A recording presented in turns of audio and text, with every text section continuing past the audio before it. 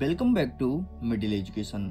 आप लोग का बार बार यही मैसेज आ रहा था कि प्लीज सर अर्धवार्षिक परीक्षा का जो अभ्यास प्रश्न है उसे जल्दी जल्दी कंप्लीट करा दीजिए ताकि एग्जाम से पहले हमारी बेहतरीन तैयारी हो सके। एंड फाइनली आप लोग के डिमांड के ऊपर मिडिल एजुकेशन अभ्यास प्रश्न का सेट नंबर 1 लेकर के आ चुका है। जैसे कि आपने अपनी हाफ ईयरली एग्जाम का गाइडलाइन पढ़ा होगा कि आपका प्रश्न पत्र 2 सेटों में आएगा, एक रहेगा सेट नंबर ए, दूसरा रहेगा set number B. And middle education भी आपको 2 सेटों में अभ्यास प्रश्न प्रोवाइड कराएगा। यहाँ पर जितने भी क्वेश्चंस दिए गए हैं शैक्षणिक कैलेंडर के अकॉर्डिंग नवंबर माह तक के सिलेबस के अकॉर्डिंग ही दिया गया है। सो आपको सभी क्वेश्चंस को बहुत अच्छे से प्रिपेयर करना है, डेफिनेटली अपने एग्जाम में बेहतर स्कोर गेन करेंगे। देखिए स्टूडेंट, ये वर्ष 2024 और 25 को ध्यान में रखते हुए डिजाइन किया गया है। अगर मैं आपके टोटल पूर्णांक की बात करूं तो 75 मार्क्स का आपका पेपर रहेगा एंड समय आपको 3 घंटे मिलेंगे। इस वीडियो में मैं प्रश्न क्रमांक 1 से लेकर के 23 तक के संपूर्ण प्रश्न के उत्तर दूंगा और मैं प्रयास करूंगा कि बहुत सारी चीजें आपको तुरंत यहीं पर समझाते जाऊं ताकि तुम्हारा डाउट आउट हो सके। तो चलिए फटाफट हम वीडियो को स्टार्ट कर लेते हैं, आगे बढ़ते हैं, अपने क्वेश्चंस को देखते हैं। लेकिन उसके पहले एक बार मैं अगेन आपको बता देता हूं, ये सेट नंबर 1 है। जल्दी आप सबके सामने सेट नंबर 2 भी देखने को मिलेगा जो कि अभ्यास प्रश्न रहेगा। और अगर आप यहां से अच्छे से तैयारी करते हैं डेफिनेटली अपने एग्जाम में बेहतर स्कोर गेन करेंगे। यहां पर वेरियस प्रकार के इंस्ट्रक्शन मौजूद हैं एंड मैं हमेशा बोलूंगा जब कभी आप पेपर देने बैठो तो इंस्ट्रक्शन को ध्यान से पढ़ा करो, क्योंकि यहां पर बहुत सारी और अच्छी बातें लिखी होती है जो कि बच्चों को पता नहीं होता है। अब देखो प्रश्न क्रमांक 1 कह रहा है सही विकल्प का चयन करो। इसमें हमारा पहला नंबर कहता है जिन वाक्यों में 2 कर्म होते हैं उन्हें कौन सी क्रिया कहते हैं। तो देखो जिसमें 2 कर्म होते हैं उसे द्विकर्मक क्रिया के नाम से जानते हैं। ठीक है, ना तो आपका सकर्मक होगा, ना तो अकर्मक, ना तो संयुक्त क्रिया। आगे हमारा दूसरा नंबर कहता है कि हिंदी का सर्वाधिक लोकप्रिय महाकाव्य कौन सा है। देखो यहाँ पर ऑप्शन में कामयानी है, रामचरितमानस है, रामचंद्रिका है, साकेत है, ये सारे आपके महाकाव्य हैं। लेकिन सबसे ज्यादा प्रसिद्ध जो सबके घरों में मिलता है वो है रामचरितमानस। और मेरा ऐसा मानना है कि जितने भी हिंदू धर्म के लोग हैं सबके घर में रामचरितमानस होगा। क्या आपके घर में भी रामचरितमानस है या नहीं, कमेंट सेक्शन में जरूर लिखना। और अगर नहीं पता है तो अपने माता पिता दादा दादी से पूछ करके तब जाकर के कमेंट करना। That's it. आगे बढ़ते हमारा तीसरा नंबर कहता है काव्य की शोभा बढ़ाने वाले तत्व को क्या कहते हैं। तो जो काव्य की शोभा बढ़ाता है उसे अलंकार कहते हैं। ठीक उसी प्रकार से जिस प्रकार से महिला का शोभा कौन बढ़ाता है, आभूषण। ठीक है, आभूषण अगर कोई महिला पहन ले पूरा सर से लेकर के और पैर तक तो बहुत अच्छी लगती है। ठीक वैसे ही काव्य को अगर तुम्हें अलंकृत करना है तो वह अलंकार है। आगे बढ़ते हैं, नेक्स्ट कहता है चौपाई में कितनी मात्राएं होती है। तो 14, 20, 16 या 24। तो इसका सही आंसर आपको लगाना है ऑप्शन नंबर 16। चौपाई में 16 मात्राएं होती है। ठीक है, और बहुत सारी चौपाई हैं। जब आप हनुमान चालीसा का पाठ करते हो तो उसमें चौपाई सबसे पहले ही देखने को मिलता है। नेक्स्ट हमारा 5वां नंबर कहता है कि करुण रस का स्थायी भाव क्या है। तो करुण का तो शोक है, ये तो हमें पता लग गया, लेकिन इसके अलावा और जो 3 दिया है ये किसका किसका है। तो देखो शांत का निर्वेद है, ठीक है, श्रृंगार का रति है और रौद्र जो है क्रोध का है। इस प्रकार से ये भी कंप्लीट होता है। 6वां नंबर कहता है शब्द गुण के कितने प्रकार होते हैं। तो देखो चाहे आपसे शब्द शक्ति पूछे या शब्द गुण, दोनों होते हैं 3 प्रकार के। अच्छा, शब्द शक्ति कौन कौन सा होता है। तो अभिधा, लक्षण, व्यंजना। और अगर मैं शब्द गुण की बात करूं तो ओज, प्रसाद और मधुर्य। तो इस प्रकार से आपको ऑप्शन नंबर बा पे टिक करना है। मैं उम्मीद करता हूं आपको एक एक चीज अच्छे से समझ में आया होगा एंड आपके दिमाग में भी फीड हो रहा होगा। एक एक चीज को अच्छे से रट लो, आपके यही अभ्यास प्रश्न आपके वार्षिक में भी काम आएगा, क्योंकि यहां से क्वेश्चंस देखने को मिलेगा। और इसको भरोसा नहीं है तो स्वयं आप भी देख सकते हो। इतना ही नहीं, अगर इसके पीडीएफ को डाउनलोड करना है लिंक डिस्क्रिप्शन बॉक्स में दिया गया है, चेकआउट कीजिए, अपने पीडीएफ को जल्दी से डाउनलोड कर लीजिए। आगे बढ़ते हैं, प्रश्न क्रमांक 2 कह रहा है रिक्त स्थान की पूर्ति कीजिए। पहला नंबर कहता है कि पंचवटी में कौन सा समास है। देखो जब पंचवटी का मैं समास विग्रह करूंगा तो पंचवटी मतलब होगा 5 बटों या 5 वृक्षों का समूह। तो 5 मतलब एक गिनती आया है, तो जब भी गिनती आए वहां पर होता है द्विगु समास, तो यहां पर आपको द्विगु समास लिखना है। नेक्स्ट, अर्थ के आधार पर वाक्य कितने प्रकार के होते हैं। तो अर्थ के आधार पर वाक्य 8 प्रकार के होते हैं, इस चीज को ध्यान रखिएगा। जिसके कारण अस्थायी भाव उत्पन्न होता है उसे क्या कहते हैं? तो जिसके कारण अस्थायी भाव जगी, जिसके कारण, जैसे सांप आया, ठीक है, सांप के कारण हमारे अंदर डर पैदा हुआ, तो जो डर आया है वो किस कारण है? सांप कारण। तो सांप आपका आलंबन कहलाएगा। तो यहां पर आपको आलंबन लिखना है, ठीक है। चलिए, इस प्रकार से मैंने लिख दिया। नेक्स्ट कहता है कामयानी क्या है? तो कामयानी एक महाकाव्य है, तो आपको यहां पर सिंपल सा महाकाव्य लिखना है। आगे बढ़ते हैं। सोठा छंद में कितने चरण होते हैं? तो सोठा छंद में 4 चरण होते हैं, इस चीज को ध्यान रखना। अब देखो, पहले और तीसरे चरण में 11-11 मात्राएं होती हैं और दूसरे और चौथे चरण में 13-13 मात्राएं होती हैं, इस चीज को ध्यान रखिएगा, बहुत ज्यादा जरूरी है ये। नेक्स्ट 6वां नंबर कहता है एक से अधिक अर्थ देने वाले शब्द क्या कहलाते हैं? तो जो एक से अधिक अर्थ दे उसे कहते हैं अनेकार्थी शब्द। दैट्स इट, ये भी कंप्लीट होता है। आगे बढ़ते हैं। प्रश्न क्रमांक 3 कह रहा है सत्य असत्य को लिखिए। पहला नंबर कहता है रामधारी सिंह दिनकर प्रगतिवादी कवि हैं, तो बिल्कुल सही है, ये प्रगतिवादी कवि माने जाते हैं आपके रामधारी सिंह दिनकर। प्रयोगवाद के जनक सुमित्रानंदन पंत माने जाते हैं? नहीं, प्रयोगवाद के जनक सुमित्रानंदन पंत नहीं है। तीसरा नंबर कहता है गोपियों ने उद्धव के संदेश को स्वीकार कर लिया, तो गोपी ने उनके संदेश को स्वीकार नहीं किया था। गोपी ये चाहती थी जब जब वो श्री कृष्ण आएंगे तो उनके संदेश को हम लौटा देंगे, तो इस प्रकार से आपको स्वीकार कर लिया, तो नहीं किया तो भाई असत्य लगाना है। नेक्स्ट कहता है सीता स्वयंवर में राम और लक्ष्मण मुनि विश्वामित्र के साथ गए थे, बिल्कुल सही है, विश्वामित्र ही उन्हें ज्ञान देते थे और वही ले गए थे सीता स्वयंवर में, और बताए भी नहीं थे राम और लक्ष्मण को कि क्या होने वाला है, बस ले गए। नेक्स्ट कहता है नागार्जुन के बचपन का नाम भोला था? नहीं, नागार्जुन आपको पता है ये अपने कई बार नाम बदले हैं नागार्जुन ने। इनके ऊपर मैं डिटेल वीडियो बनाया हूं, अगर आपने अभी तक नहीं देखा तो लिंक डिस्क्रिप्शन बॉक्स में दिया गया है। कभी कभी ये आपके नागार्जुन आपके लेखक परिचय का परिचय में भी प्रश्न देखने को मिलता है। तो नागार्जुन ने अपना कई नाम बदला है। ये पता है नागार्जुन अपना नाम कब रखे हैं? जब ये श्रीलंका गए थे और श्रीलंका में जब इन्होंने बौद्ध धर्म को अपनाया था तब इन्होंने अपना नाम चेंज करके नागार्जुन रखा था। बाकी इनके बचपन का नाम भोला नहीं था, इन्हें ढप्पन के नाम से जानते थे। ढप्पन क्यों कहते थे? क्योंकि इनके माता पिता के जितने भी बेटे थे सब खत्म हो गए थे, कोई बचता नहीं था, इसलिए बहुत अजीब नाम रखे थे। बाकी इस पर मैं डिटेल वीडियो बनाया हूं, जाओ देखो एक बार, मजा बहुत आएगा और नागार्जुन के बारे में पूरा जानकारी तुमको हासिल हो जाएगी। लिंक डिस्क्रिप्शन बॉक्स में दिया गया है, चेकआउट कर सकते हैं। इसके अलावा आप सिंपल सर्च भी कर सकते हो नागार्जुन कवि परिचय और मिडिल एजुकेशन पीछे लिख देना तो आपका वीडियोस आ जाएगा।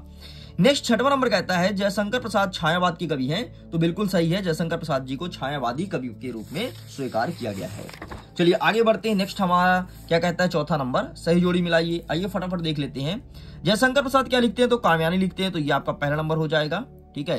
नेक्स्ट कहता है सूर्यकांत त्रिपाठी निराला, इसे छायावाद के कवि माना गया है, तो ये हो जाएगा दूसरे नंबर का। नेक्स्ट कहता है सतरंगे पंखों वाली के कवि कौन है? तो इनके कवि है नागार्जुन है, ठीक है, नागार्जुन बड़ा गा कर लेना, पर बड़ा गा नहीं है, तो ये हो जाएगा तीसरे नंबर का। नेक्स्ट कहता है नागार्जुन का जन्म कहाँ हुआ था? तो इनका जन्म हुआ था सतलखा बिहार में। कहीं कहीं कोई किताब में उत्तर प्रदेश देखने को मिलता है, लेकिन जब तुम डिटेल वीडियो देखोगे तो ये बहुत अच्छे समझ में आएगा। नेक्स्ट कहता है मंगलेश डबराल, तो इसका सही आंसर आपको लिखना है नेशनल बुक ट्रस्ट, ये हो जाएगा आपके 5वें का। एंड विनय पत्रिका, तो ये इसका हो जाएगा तुलसीदास, ये हो जाएगा 6वें का। इस प्रकार से आपका ये होता है कंप्लीट। आगे बढ़ते हैं। प्रश्न क्रमांक 5 कह रहा है एक वाक्य में उत्तर दीजिए। पहला नंबर कहता है कि लालटेन पर पहाड़ पर लालटेन के कवि का नाम क्या था? तो मंगलेश डबराल था, तो यहां पर आप लिखेंगे मंगलेश डबराल, ठीक है, अच्छे से याद करते जाना एक एक चीज को। नेक्स्ट कहता है नेताजी की प्रतिमा किसकी बनी थी? तो संगमरमर के चट्टानों की बनी थी, तो आप यहाँ पर सिंपल सा संगमरमर लिख करके काम चला सकते हो, ठीक है, संगमरमर। बाल गोविंद भगत क्या काम करते थे? ये कबीर के गीत गाते थे। बाकी इनके कई सारे काम थे, जैसे सुबह सुबह स्नान करना, बाकी जो मुख्य बात है वो कबीर के गीत गाना, कबीर के गीत, ठीक है, अरे वही कबीर दास जी पढ़े होगे ना, उसी को गाया करते थे। और अब भोलानाथ सिसकना क्यों भूल गया? तो जब अपने दोस्तों को देखता था खेलते कूदते तो ये सिसकना मतलब रोना भूल जाते थे। नेक्स्ट कहता है कि अज्ञे ने हिरोशिमा की कविता कहां बैठकर लिखी थी? तो रेलगाड़ी पर बैठ के लिखी थी, तो यहाँ पर आपको रेलगाड़ी कर देना है। दैट्स इट, ये भी कंप्लीट हो गया। नेक्स्ट कहता है कि बच्चों को कौन सी शरारत महंगी पड़ी थी? तो बच्चे खेत में जब गौरैया को पकड़ रहे थे तो ये शरारत उनको बहुत महंगी पड़ी थी, मतलब गौरैया को पकड़ना। मैं लिख देता हूं ताकि तुम्हें डाउट ना रहे। बाकी मैं तो यही बोलूंगा इसके पीडीएफ को डाउनलोड करो, लिंक डिस्क्रिप्शन बॉक्स में दिया गया है, ठीक है। गौरैया को पकड़ना, अच्छा कहां पे? तो खेत में, ठीक है। अगर आपको खेत भी लिखना हो तो लिख सकते हो। चलिए अब आगे बढ़ते हैं और दो अंकी प्रश्न को देखते हैं कि किस प्रकार से क्वेश्चंस पूछे गए हैं। अब इसका आंसर मैं आपको दिखाऊंगा एक बुक से, जो कि आंसर को मैं सब संजो के रखा हूं, तो फटाफट चलिए अब जल्दी जल्दी देख लेते हैं। चलो हमारा पहला प्रश्न कह रहा है कि प्रगतिवाद के दो प्रमुख विशेषता बताइए। तो प्रगतिवाद के दो प्रमुख विशेषता ये रहा है आपके सामने, ठीक, ये रहा प्रगतिवाद। तो सबसे पहले लिखोगे शोषितों से सहानुभूति और दूसरा लिखोगे नारी शोषण के प्रति मुक्ति की आवाज। बस दो ही चीज लिखना और जो जो टॉपिक आपको बताता हूं वही टॉपिक लिख करके चले आना। साइड करते हैं। नेक्स्ट कहता है रीतिकाल के दो कवि का नाम लिखो और उनकी एक एक रचना बताओ। रीतिकाल के दो कवि का नाम, आइए दिखाता हूं। ये रहा रीतिकाल, ठीक है। वैसे तो रीतिकाल में कई सारे कवि हुए हैं, यहाँ पर लिखा है रीतिकाल के 4 कवियों का नाम। तो यहाँ पर मैं 2 कवि आपके एग्जाम में पूछा जाएगा तो मैं 2 बता देता हूं। सबसे पहले केशव और पद्माकर। ध्यान रखना, केशव और पद्माकर रीतिकाल के 2 कवि हैं। इनकी रचना क्या है? तो केशव का देखो, केशव का कविप्रिय और रामचंद्रिका है, और पद्माकर का क्या है? गंगा लहरी और जगत विनोद। ध्यान रखना, या फिर तुम बिहारी घरनंद भी याद रख सकते हो, लेकिन कवि और उनकी रचना गलत मत करना कि पता चले तुम परीक्षा में केशव का लिख दिए गंगा लहरी और जगत विनोद और पद्माकर का लिख दिए कविप्रिय रामचंद्रिका। ये मत करना भाई, तो नंबर कटेगा और बहुत बुरी तरीके से नंबर काटते हैं ऐसे शिक्षक। नेक्स्ट कहता है 7वां नंबर, गोपियों के अनुसार राजा का धर्म क्या होना चाहिए? गोपी मतलब वही जो श्री कृष्ण से प्रेम करती थी, वो राजा का धर्म क्या कहती थी? तो देखो यार, यहाँ पे लिखा है गोपियों के अनुसार राजा का धर्म होना चाहिए कि प्रजा का पूरी तरह से ध्यान रखे, प्रजा को किसी प्रकार से सताना नहीं चाहिए, ऐसे गोपी कहती थी। अरे गोपी तो श्री कृष्ण की दीवानी थी यार एकदम, है ना। एक नहीं जितनी गोपी थी सब दीवानी हो जाती थी। पता नहीं ऐसा क्या करते थे भगवान श्री कृष्ण। अगर तुम भी सीख जाओ तो तुम भी गोपियों को रिझाने लगो, लेकिन अभी मत करना भाई। अभी पढ़ लो, कम से कम 12th पास कर लो, फिर कॉलेज लाइफ में चिल करते रहना। अभी से चिल मत करना, ठीक है। अभी 10th है ना, अच्छे से पढ़ना। नेक्स्ट कहता है उद्धव के व्यवहार की तुलना किन किन से की गई है? तो आइए इसका आंसर दिखा देता हूं। ये रहा आपके सामने, यहाँ पर लिखा गया है उद्धव के व्यवहार की तुलना कमल के पत्ते और तेल की गागर से की गई है। जैसे कमल का पत्ता पानी में रहता है लेकिन पानी में डूबता नहीं है, ठीक है, उसमें पानी टिक नहीं पाता। ठीक ऐसे कहते हैं कि श्री कृष्ण के पास भी रह करके कोई व्यक्ति कैसे उनके प्रेम से अछूता रह सकता है, ठीक है। एटीट्यूड रहा होगा उद्धव के अंदर, इसलिए श्री कृष्ण के प्रेम में नहीं पड़े, या फिर हो सकता है श्री कृष्ण को पसंद ना करते हो, पता नहीं। जो हुआ जैसा हुआ हो, बस यही तुमको लिखना है। तो कमल का पत्ता उस लिख देना और गागर सागर जो लिखा है वो मत लिखना, ठीक है। एक चीज का एग्जाम्पल देना। 8वां नंबर कह रहा है कवि आत्मकथा लिखने से क्यों बचना चाहता है? ठीक है, तो आइए इसका आंसर दिखा देता हूं। ये रहा आपके सामने, ये देखिए, यहां से लिखना है कि कवि जयशंकर प्रसाद मित्रों को आत्मकथा लिखने से, ठीक है, राजी नहीं थे। यहां तक पूरा लिखना। मतलब कवि ये नहीं, मैं तुमको आसान भाषा में बता देता हूं, कवि ये कहते थे कि हम अभी इतने सक्सेस नहीं है, इतने मतलब फेमस नहीं है कि हम अपने बारे में स्वयं लिखें। आत्मकथा मतलब क्या होता है? स्वयं के बारे में लिखना। तो कवि ऐसा कहते थे। नेक्स्ट कहता है नाटक और एकांकी में अंतर लिखो। तो नाटक में भाई कई सारे व्यक्ति चाहिए, एकांकी में एक व्यक्ति है तो भी कर सकता है ना। नाटक में पात्रों की संख्या अधिक होती है, एकांकी में 1 होती है। नाटक में नाटक जो चलता है काफी लंबा होता है और एकांकी छोटा होता है। इस प्रकार से तुमको लिखना है। 2 ही लिखना क्योंकि प्रश्न आपके 2 नंबर का है, लेकिन तुम नहीं मानोगे, तुम बिना आंसर देखे। तो ये देख लो भाई साहब, आंसर ये रहा आपके सामने। चलिए साइड करते हैं। नेक्स्ट हमारा 9वां नंबर कहता है कहानी किसे कहते हैं? किन्हीं 2 कहानीकार का नाम लिखो। कहानी किसे कहते हैं? ये रहा कहानी, ठीक है। कहानी किसे कहते हैं यहाँ पर लिखा गया है। कहानी एक कलात्मक छोटी रचना है, पूरा लिख लेना, ठीक है। और 2 कहानीकार का नाम, तो ये रहा मुंशी प्रेमचंद्र जो कि कफन लिखते थे, और जयशंकर प्रकाश आकाशदीप लिखते थे। जयशंकर प्रसाद पे भी मैं डिटेल वीडियो बनाया हूं, आप देख सकते हो, बहुत मजा आएगा। बस कुछ मत करो, सिंपल सा जयशंकर प्रसाद लिखो और लिख दो पीछे middle education, already video top में आ जाएगा। नेक्स्ट आगे देखते हैं, रेखा चित्र किसे कहते हैं? एक रेखा चित्र लेखक का नाम लिखो। आइए अब आपके सामने मैं रेखा चित्र दिखाता हूं। ये रहा है आपके सामने रेखा चित्र, ठीक। रेखा चित्र मतलब रेखा चित्र में शब्दों की कलात्मक रेखाओं द्वारा किसी व्यक्ति, वस्तु तथा घटना के बाह्य और आंतरिक स्वरूप का शब्द चित्र अंकित किया जाता है, और महादेवी वर्मा प्रसिद्ध रेखा चित्र है, ठीक। आगे बढ़ते। नेक्स्ट क्या कहता है? रिपोर्ताज से आप क्या समझते हैं? ये रहा आपके सामने रिपोर्ताज, ठीक। इसे भी देख लो भाई साहब जी। रिपोर्ताज फ्रांसीसी भाषा का शब्द है जिसका अर्थ रोचक और भावात्मक होता है। बस इतना आप तुमको लिखना है। आगे बढ़ते हैं। नेक्स्ट, रेखा चित्र और संस्मरण में 2 अंतर बताइए। तो ये रहा रेखा चित्र और संस्मरण में 2 अंतर। देखो इसमें अंतर ऐसे लिखा है, तुम ऐसे मत लिखना जैसे मैंने तुमको नाटक और एकांकी में दिखाया ना, ऐसे लाइन खींच के ऐसे अंतर लिखना, ठीक, ज्यादा अच्छा रहेगा। चलिए बाकी मैं इसे साइड करता हूँ, इसका फोटो क्लिक कर सकते हो। आगे बढ़ते हैं। नेताजी सुभाष चंद्र बोस की मूर्ति को देख करके लेखक के मन में कौन सी कमी खटकने लगी? अरे उनके मूर्ति पर चश्मा नहीं पहना था, याद है तुमको? बस लेखक के मन में वही कमी खटकती थी। लेकिन मैं तुमको आंसर दिखा देता हूं, क्या होगा इसका सही आंसर। कौन सा प्रश्न है? प्रश्न क्रमांक 11, ठीक। तो प्रश्न क्रमांक 11 का आंसर ये रहा आपके सामने। ये देखो, ये लिखा है नेताजी सुभाष चंद्र बोस की मूर्ति देखकर लेखक के मन में कमी खटकने लगी क्योंकि इनकी आंखों पर संगमरमर का चश्मा नहीं था। बस खत्म। नेक्स्ट आगे बढ़ते हैं कि भोलानाथ अपने साथियों को देख करके सिसकना क्यों भूल जाता था, मतलब रोना क्यों भूल जाता था। तो आओ भोलानाथ को दिखाते हैं। अरे भोलानाथ सिंपल सा मित्रों को देख लेता था। मैं तुमको बता देता हूँ, तुम इसे लिख सकते हो अपने से। वो मित्रों को देख लेता था, खेलते कूदते तो उसे सारी बातें याद आ जाती थी, इसलिए उसे सिसकना भूल जाता था। यहाँ पर आंसर लिखा गया है, आप इसका फोटो क्लिक कर लेना। ठीक है, आगे बढ़ते हैं। नेक्स्ट क्या कहता है 12 नंबर, दोहा का परिभाषा एग्जाम्पल सहित लिखना है। तो आइए मैं आपको दोहा दिखा देता हूँ कि क्या होता है दोहा। ये रहा, देखो दोहा जो होता है उसके पहले और तीसरे चरण में 13-13 मात्रा होती हैं और इसमें कितने होती हैं, दूसरे और चौथे में 11-11 मात्रा होती है। कुल इसमें 24 मतलब 24 मात्राएं होती हैं। बस इतना तुमको लिखना है। एक एग्जांपल दे देना दोहा का। कई सारे दोहा है यार, मंगल भवन, अमंगलहारी, ये सब दोहा ही है। नेक्स्ट आगे कहता है अनुप्रास अलंकार को परिभाषित कीजिए। सबको पता है, बच्चे को पता है कि ऐसा कोई वाक्य, ऐसा कोई शब्द जिसमें एक ही शब्द की आवृत्ति बार बार हो, उसे कहते हैं अनुप्रास अलंकार। ध्यान सुन लो, एक ही शब्द की आवृत्ति बार बार हो उसे अनुप्रास अलंकार कहते हैं। जैसे चारू चंद्र की चंचल किरणें खेल रही थी जलथल में। इसके अलावा चंदू के चाचा ने चंदू के चाची को चांदनी चौक में चांदी की चम्मच से चटनी चटाई। ठीक है, ये फिर इसमें और जोड़ सकते हो, चंदू के चाचा ने चंदू की चाची को चांदनी की रात में चांदी की चम्मच से चटनी चटाई। कुछ भी लिखो यार, बस चा चा चा चा बार बार आना चाहिए। नेक्स्ट हमारा 13 नंबर कह रहा है कि छायावाद की 2 प्रमुख विशेषता बताइए। मैं आपको होमवर्क देता हूं, इसको आप स्वयं अटेंड करेंगे। ठीक है, चलिए नेक्स्ट कहता है अथवा में कि यमक अलंकार किसे कहते हैं। तो यमक का अर्थ होता है चिपका हुआ, सॉरी श्लेष का अर्थ होता है चिपका हुआ।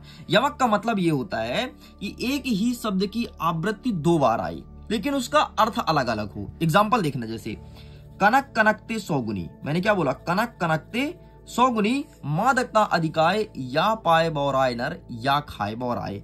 तो एक कनक का मतलब होता है सोना, गोल्ड। अगर किसी को गोल्ड मिल जाए पागल हो जाएगा। और एक कनक का मतलब होता है धतूरा, अगर उसे धतूरा खा ले पागल हो जाएगा। अरे वही धतूरा फूल जो शंकर जी में चढ़ता है। ठीक, तो इस प्रकार से आप इसे लिख सकते हो। हमारा 14 नंबर कहता है रीतिकाल को श्रृंगार काल क्यों कहा जाता है। तो आइए इसका आंसर दिखा देता हूं कि क्यों कहते हैं रीतिकाल को श्रृंगार काल। ये लिखा है रीतिकाल काव्य में श्रृंगार रस की अधिकता वर्णन होती है, इसलिए रीतिकाल को श्रृंगार काल के नाम से जाना जाता है। अथवा कहता है महाकाव्य और खंड काव्य में अंतर बताना है। तो आइए फटाफट अंतर बता देते हैं महाकाव्य और खंड काव्य में। तो ये रहा आपके सामने महाकाव्य और खंड काव्य में अंतर। प्लीज टेक अ स्क्रीनशॉट, आप इसका फोटो खींच लीजिए। अंतर ऐसे मत लिखना, नहीं तो नंबर कटेंगे। अंतर लिखने का सही तरीका मैंने आपको अभी बता दिया है। नेक्स्ट हमारा 15 नंबर कहता है कि प्रबंध काव्य के 2 भेद बताइए। ठीक है, तो आइए प्रबंध काव्य के 2 भेद बताते हैं। तो ये रहा आपके सामने। प्रबंध काव्य विषय प्रधान एवं वर्णनीय होता है। इसमें कथा वस्तु के अनुकूल घटना विशेष का क्रमबद्ध रूप से काव्यात्मक वर्णन होता है। इसके 2 भेद, एक हो गया महाकाव्य और दूसरा हो गया खंड काव्य। ये प्रबंध काव्य का भेद है।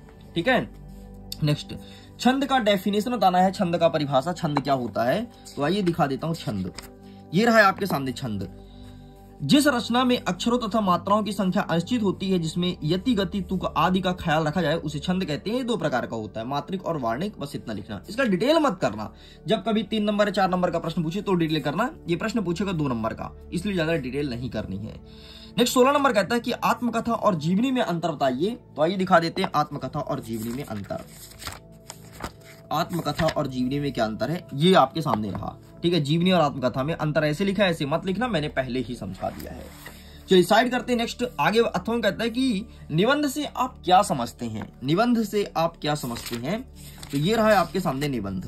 भाई साहब निबंध क्या है ये लिख देना। निबंध 2 शब्दों से मिलकर के बना है। निधन बंध से मिलकर बना है, जिसका अर्थ होता है अच्छी तरह से बंधी हुई या परमार्जित पौध रचना। ठीक है, ये आपको लिखना है। चलिए साइड करते हैं।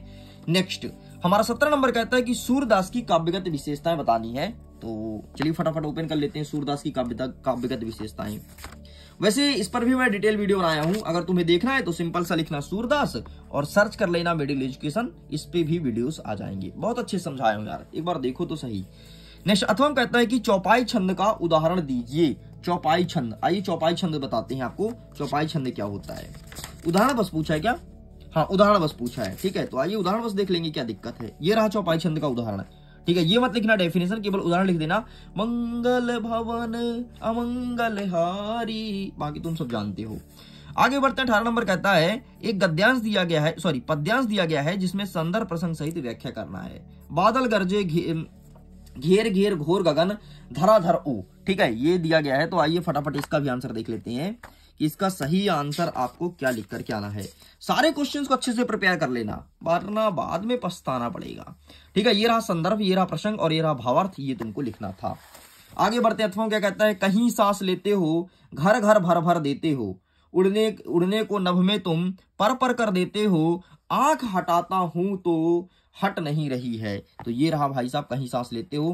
पूर्वर्त मतलब यही आपको संदर्भ लिखना है, बाकी इसका फोटो खींच सकते हो।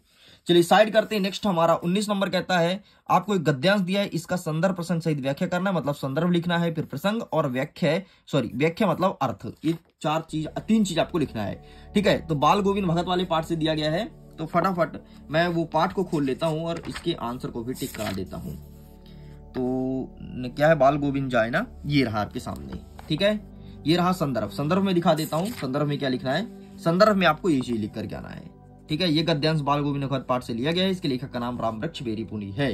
ठीक है, और ये तुमको लिखना है। चलिए तो साइड करते हैं, ये भी कंप्लीट होता है।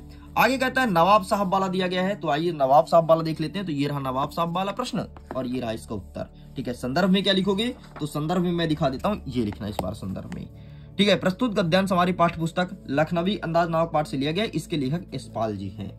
ठीक है, चलिए तो ये भी साइड करता हूं। नेक्स्ट हमारा 20वां नंबर कहता है कि एक विज्ञापन तैयार करना है नशे मुक्त को ध्यान में रखते हुए, कि नशा को छोड़ दो भाई, क्यों पीते हो दारू गांजा। तो ये रहा विज्ञापन भाई साहब, तैयार कर लेना।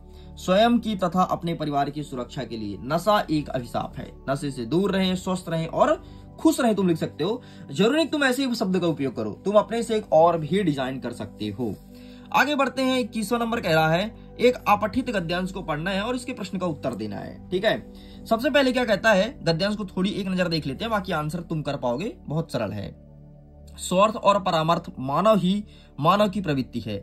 हम अधिकतर अपना सभी कार्य अपने लिए करते हैं, पर के लिए सर्व बलिदान करना ही सच्ची मानवता है। यही धर्म है, यही पुण्य है, इसे ही परोपकार कहते हैं। प्रकृति हमें निरंतर परोपकार का संदेश देती है। नदी दूसरों के लिए बहती है। अच्छा हाँ यार, नदी तो दूसरों के लिए बहती है, सही बात लिखा है। वृक्ष मनुष्यों को छाया देता है, फल देने के लिए धूप, आंधी, वर्षा और तूफान अपने लिए सब कुछ बलिदान कर देते हैं। तो गद्यांश का शीर्षक क्या है, शीर्षक ये है परमार्थ। परमार्थ मतलब दूसरों को उपकार करना। ठीक है, नेक्स्ट कहता है सच्ची मानव क्या है, सच्ची मानवता यही है कि सर्व बलिदान कर देना। किसके लिए, पर के लिए सर्व बलिदान कर देना। ये रहा, देखो ये रहा दूसरे का उत्तर। नेक्स्ट क्या कहता है, वृक्ष हमें परोपकार का संदेश कैसे देता है, तो वृक्ष मनुष्य को छाया देता है तथा फल देता है। ये रहा तीसरे का उत्तर। बस फल देता है इतना लिखना, फल देता है बस, बाकी ज्यादा मत लिखना। ठीक है, अब क्या कहता है, उपरोक्त गद्यांश का सारांश क्या है। सारांश मतलब इसको पढ़ो और जो तुम्हें समझ आए उसे तुम लिख दो, यही उसका सारांश है। आगे देखते हैं। अथवा कहता है कि आपको काव्यांश को पढ़ना है और प्रश्न का उत्तर देना है। ठीक वैसे ही चलो काव्यांश को देख लेते हैं। नर हो ना निराश करो मन को, कुछ काम करो कुछ काम करो, जग में रहकर कुछ नाम करो, यह जन्म हुआ है किस अर्थ अहो, समझो जिससे यह ना व्यर्थ हो, कुछ तो उपयुक्त करो मन को, ना हो ना नर करो मन को। मनुष्य को क्या करना चाहिए, काम करना चाहिए, कुछ काम करो कुछ काम करो।